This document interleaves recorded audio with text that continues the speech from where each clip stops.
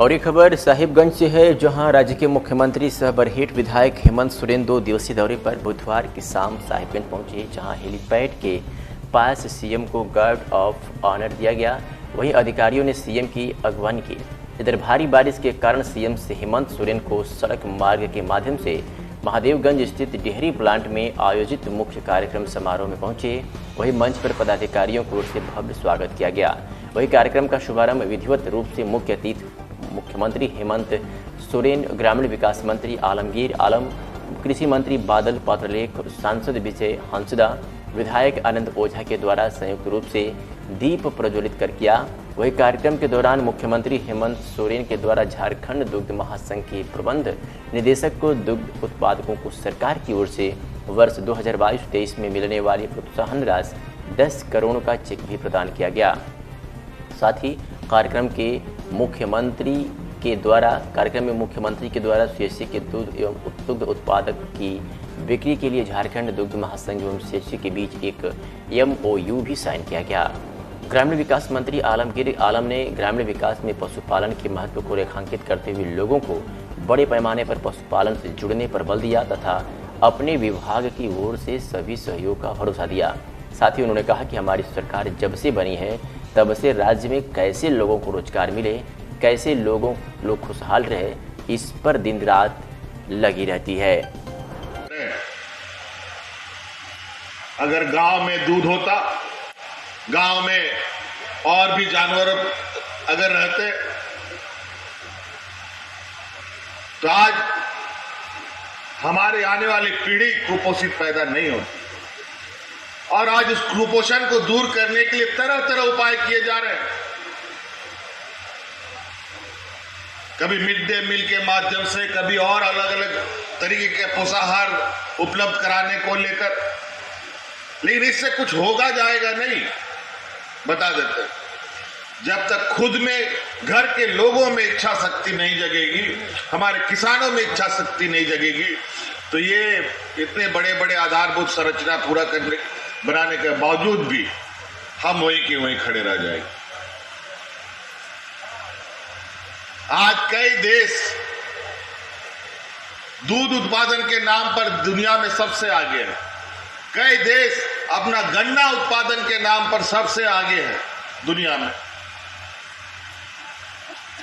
कई देश कई अलग अलग तरीके का कृषि उत्पादन के नाम पर दुनिया के सबसे आगे है और वो अपनी अर्थव्यवस्था को भी संभाल के रखते हैं।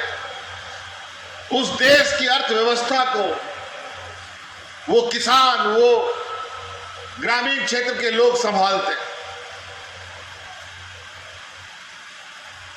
आज किसानों का कोई पवित्र गंगा मैया के स्थान पर यह हम सबको सौभाग्य प्राप्त होने वाला है। इसमें जितनी बातें पूर्ववक्ता ने कही सबको आपने सुना और आगे जिस उम्मीद को लेकर यहाँ के किसान माननीय सीएम साहब को सुनने आए हैं, हम समझते हैं कि सीएम साहब का शुरू से ही आप इनके दिनचर्या को देखिए, महीना के कार्यक्रम को देखिए, इनकी विशेष कृपा खेती किसानी और कृषि विभाग से जुड़े विभिन्न डायरेक्टरेट पर रही है, यानी राज्य के ग्रामीण जनता पर रही है। चाहे लातेहार हो, चाहे बासा हो, साहेबगंज हो, देवघर हो या फिर इस राज्य के सभी प्रखंडों में किसानों के लिए KCC लोन मेला हो या फिर इस तरह डेयरियों का उद्घाटन का दौर जो अभी शुरू हुआ है और नव निर्माण का जो हमने सपना देखा है वो पूरा करने का संकल्प हो, इनकी विशेष कृपा रही है। इसके लिए मैं सीएम सर का हार्दिक आभार राज्य के किसानों की तरफ से, विभाग की तरफ से, हम सभी जनप्रतिनिधि की तरफ से करते हैं।